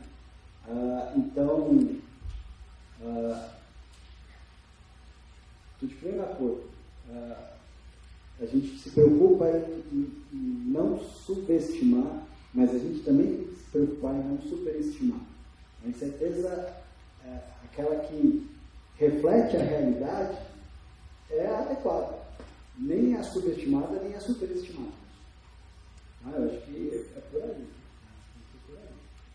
tem que ter uma incerteza-alvo. Em geral, o problema é que eu acho que a metodologia não é devidamente valorizada é porque o cliente final, na hora que ele pega um serviço, seja um ensaio ou seja uma calibração, ele não tem o budget, a componentes de certeza para saber se de fato vale a pena exigir uma calibração do laboratório acreditado de melhor qualidade, ou seja, com menor incerteza. Imagina que você faça esse budget e diz, nossa, meu risco está muito alto aqui na tomar decisão, e de fato é o instrumento de medição que eu uso aqui, o meu padrão, que é a maior componente. Então, como é que eu vou diminuir o risco? Meu risco de tomar decisão equivocada, seja de falta de aceitação ou falta de gestão? Solicitando uma calibração de melhor qualidade. O que isso vai fazer para os laboratórios acreditados? Vai fomentar, né, desenvolvimento de melhoria de processos de medição, talvez de melhor qualidade, e vai ter um reflexo perceptível para a indústria, que ela vai de fato verificar que de fato aquele serviço metrológico de melhor qualidade e reduzir o meu custo de tanto por causa do risco caiu tanto. E aí a metrologia vai ser de fato valorizada, não só pela questão do resultado ser válido, mas com uma certeza de medição adequada ao propósito da medição, que vai se reverter em riscos reduzidos e custos menores. Isso tudo, então, é na hora da gente solicitar a calibração. A hora que eu vou solicitar, eu já tenho que ver a incerteza lá de quem está fazendo para mim a medida, para poder pedir uma incerteza menor, para mim a incerteza também ficar menor. Sim, o ideal seria que o cliente especificasse qual a incerteza alta. Você pode atender com essa incerteza tão? Isso, é isso que a gente faz, a gente pega uma incerteza. Eu preciso ter essa incerteza. Você atende? Isso. Se atender. Isso mostra que o usuário daquela informação, do certificado de calibração, ele tem os componentes de incerteza, ele consegue identificar qual é aquele elemento que tem maior peso. Né? E numa gestão de custos, ele também verifica para a redução, por exemplo, daquela componente de maior peso, de repente a redução pela metade, que é um custo irrisório, que vai fazer com que os riscos, tanto do consumidor, do produtor, caiam drasticamente. Por sua vez, vai fazer com que os custos associados a uma falta de aceitação, falta de gestão, também caiam. Então está faltando esse link, ou seja, precisa essa formação de certeza de medição, deve ir também para o usuário final, para ele poder fazer essa avaliação e de baixo para cima, dentro daquela pirâmide de rastreabilidade, e subindo a solicitação, a demanda de serviços de calibração de melhor qualidade até chegar a um metro. Para depois o que vai descer, né, dentro dessa pirâmide, de cima para baixo, resultado de medição de melhor qualidade. Quando chegar lá no usuário final, a taxa de decisões equivocadas de banco vai reduzir drasticamente. Então a gente precisa, a certeza de medição, cálculo de certeza de medição deve chegar ao usuário final, não só para os laboratórios acreditados. Tá? E acho que na medida que a indústria entender que a metodologia é investimento, e sabendo avaliar, fazendo uma análise de risco, essas componentes de incerteza e custos, eles vão abrir os olhos e dizer, nossa, vai ser mais valorizado. Né? A metodologia em geral, os laboratórios acreditados, em métodos. Com relação à curva de calibração também, se você puder me responder, às vezes a gente faz uma curva de calibração, ela está com um R quadrado lá próximo do 1, né, 0,999, e aí quando você aplica a nova, para saber, né, se realmente ela tá linear, você tem que tirar ponto dela, porque ela realmente, o ponto da extremidade ele não é linear. Assim, é importante fazer isso também para poder avaliar a taxa de validade corretamente. Agora construiu o seu. R2 não quer dizer nada. Então, olha aí. Nada. Tá vendo? O que você tem que fazer é, na sua nova, 2 testes F. E os resíduos? Só fazem um. Uhum. O primeiro teste F é a razão entre a variância da regressão e a variância dos resíduos. Uhum. E isso está lá na análise de regressão na nova. Tá. Só que tem um segundo teste F, que é a relação entre a falta de ajuste e o erro puro. Isso é que vai te dizer se aquela regressão é adequada ou não. Sim. E não ficar brincando de tirar ponto ou botar ponto, né? Tá. Não, porque aí você deixa uma faixa que é com certeza mais adequada para a medida. Ou você pode pegar a sua curva e diminuir. Isso, Isso, mesmo que eu estou falando. É tirar o ponto que eu estou falando assim. É colocar mais pontos entre e tirar o último ponto que estaria fora. Exatamente. Aí você não esquece o R2. Isso aí. Esquece o R2. Isso aí. E aí você fazer os testes F para poder te dizer se essa regressão é a mais adequada ou não. Beleza. Tá? Principalmente porque, se você for ler lá no final, onde você começa a ter essa dúvida, a sua certeza não fica adequada. Quando chegar aqui para avaliação, não vai representar, a gente vai achar que está com falta aceitação ou falta rejeição, e não é isso. E não é isso. Correto. Obrigada. Mais alguma pergunta, pessoal? Bem, eu teria várias outras perguntas aqui, mas hoje eu vou ser feijoada, que eu fiquei sabendo, entendeu? Então, de qualquer maneira, eu acho que aqui é só, a gente poderia falar, quando a gente falar mais sobre a incerteza da amostragem junto com a incerteza analítica para chegar no resultado, a gente podia desconstruir essa ideia de que o mundo tem distribuição gaussiana ou normal, que nem o professor Paulo Afonso falou ontem, né? A gente podia discutir mais a questão de eu ter correlação e fazer uma análise multivariada entre os fatores. Na área farmacêutica, eu imagino que seja bastante crítico. A gente poderia disseminar outras coisas. Foi você falou alguma coisa, Fernando? Queria jogar porra. Então vamos embora, que eu estou jogando, aproveita. Não sei se vai. Tá ligado? Bom dia a todos, não sei se é bom dia ou boa tarde ainda. Eu sou Fernando Fertonani, da Unesp, de São José do Rio Preto, chamado de BIOS. E quando se trabalha com particulados do ar, né, os aerossóis, o pessoal da área foge como o diabo da cruz da metrologia, né? Porque justamente, e aí que eu brinquei de jogar fora, eu estou coletando esse material dentro do programa de amostragem, eu estou coletando essa amostra. E essa amostra já vem de uma forma extremamente homogênea no ar, né? Porque eu posso ter um gerador de pó, vou chamar de pó ao invés dos aerossóis, eu gerei um pó aqui, mas o vento levou para a minha esquerda para trás, e ele não aparece no meu coletor, né? Então, mas quando você faz, em função do tempo, essa coleta, eu estou falando a coleta do ar externo, tá? Você consegue relações muito interessantes, inclusive junto com aqueles programas, acho que é o HitSplit, da NOAA, você consegue inclusive mapear de onde vem por exemplo, algumas impurezas que estão compondo esse particulado. Por exemplo, São José do Rio Preto, quando a massa de ar passa pela Grande São Paulo, nós temos um índice extremamente alto de titânio.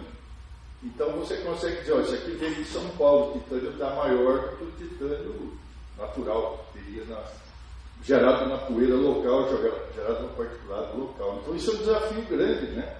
Que é essa área, quando nós coletamos a amostra, para você fazer a incerteza da amostra, né? Da amostragem. A amostragem é algo mais complexo, mas da coleta de amostra. Então, eu disse por jogar posto só para pensar o seguinte: como é que a gente pode melhorar essa área, né? Porque o pessoal corre mesmo de qualquer avaliação metrológica dos resultados. Você pode fazer média de várias determinações, etc. Mas como eles consideram que é muito complexa a coleta e a própria amostra e a sua coleta, então fica complicado. Mas é só para levantar para estudar e discutir o assunto. Eu acho que numa situação dessa é evidente a importância da metrologia. Como que você vai avaliar a tendência, se o poluente está aumentando, está conseguindo manter controle, e estabelecer políticas públicas, por exemplo, se você não confia nos resultados medidos, né? Se você não tem informação de incerteza para avaliar essa tendência, se está aumentando, se está se mantendo,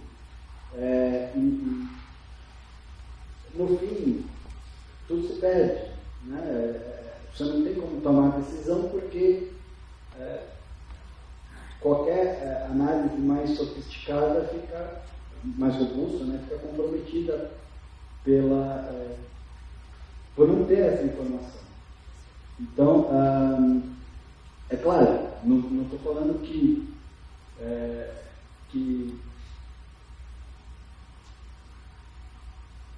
na verdade a gente tem que melhorar em muitos aspectos, né?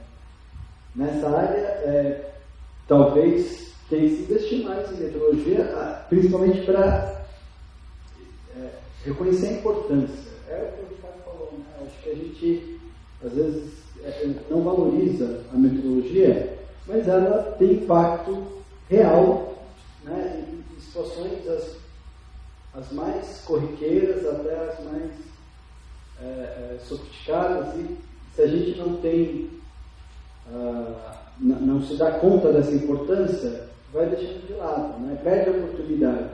Né? É porque não tem qualidade sem investimento. Só que nesse caso, o investimento se paga quando a gente toma uma decisão assertiva. É isso. Isso é importante, por exemplo, como o colega falou, né? Que quando você trabalha com particular, etc., você está pensando em saúde pública, né? Exato. E hoje, nessas cidades como São Paulo, talvez aqui também, em cidades grandes, você tem problemas a poluição causa problemas cognitivos. Essa poluição lunífera do aerossol já está causando problemas cognitivos, né, associados a outros malefícios. Então, aí o que eu quero dizer, você não tem qualidade meteorológica dos resultados, você não consegue avaliar essa tendência e não consegue tomar decisões corretas para resolver o problema. Porque, no fim, você acha que é tudo igual, não consegue ver diferença ao longo do tempo. Imagina que a incerteza de medição, a sua variabilidade ao longo do tempo, de ano a ano, vamos supor que você é monitorado anualmente. Tomar decisão para a melhoria da saúde pública depende de um teto ou de uma tendência. Né? Se a variabilidade que você está obtendo ao longo do ano é fruto da incerteza de medição, era muito difícil de você tomar decisão. Agora, se você tem uma certeza baixa, aquela variabilidade, aquele aumento vai te indicar, está de fato aumentando. Temos que tomar a decisão agora, porque ela vai demorar 1 ano para ser implementada, para não chegar naquele valor que a gente está prevendo no futuro. Então, a incerteza de medição, ela te informa a qualidade, porque a gente está acostumado a achar que a estimativa do mensurando é suficiente para tomar a decisão. Né? Assim, o resultado, se for pegar o VIM, Vocabulário Internacional de Metrologia, de definição de resultado de medição, essa estimativa ela é apenas um componente. Na realidade, a informação completa que você tem do mensurando é a distribuição de probabilidade que o professor Felipe apresentou aqui, aquela curva, né? E aparece os riscos. Essa informação completa, que inclusive se ela for assimétrica, etc., você consegue apresentar e calcular os riscos em função dessa simetria da distribuição de probabilidades. Então, o grande problema é esse. A gente acha que uma estimativa é suficiente, as pessoas em geral, a sociedade em geral, os leigos acham que o resultado indicado por um instrumento de medição é o valor verdadeiro, e não admite que tenha uma incerteza de medição associada. Sabe o que acontece, cara? Eu acho que é cômodo a gente interpreta errado. Quando está escrito resultado de medição, ou as pessoas entendem ou não querem entender. Acham que o resultado é 10. Não, resultado de medição não é isso.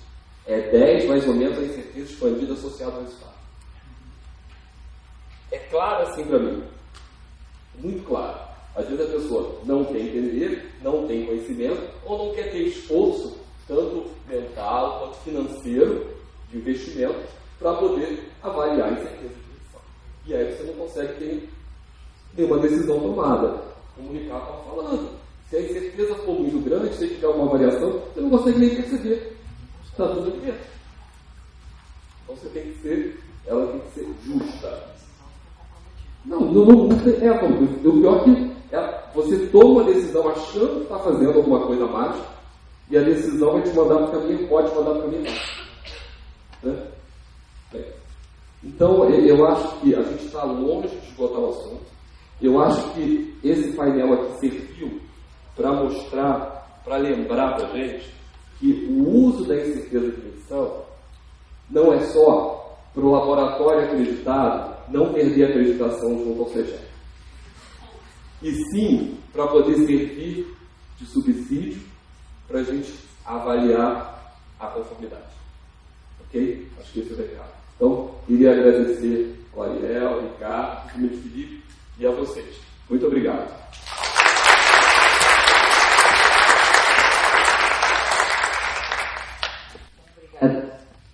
Obrigada a todos pela participação. Peço a gentileza de ficarem no centro do palco para receber os certificados, a lembrança de 25 anos da Remesp e fazer a foto oficial.